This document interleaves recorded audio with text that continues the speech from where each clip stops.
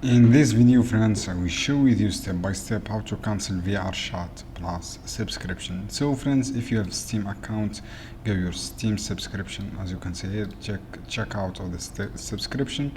You see your subscription from here. Just click manage your subscription and then write your cancellation option. As you can see here, friends, you see this option cancellation.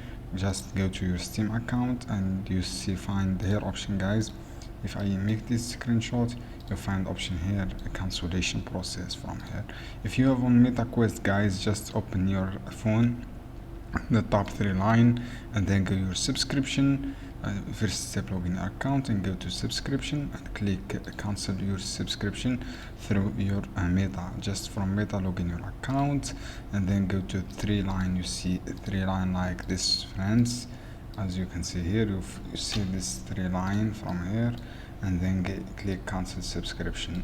This is how you can do, friends. It is easy steps. I hope this video helpful for you. Then don't forget to give like and share this video for more content.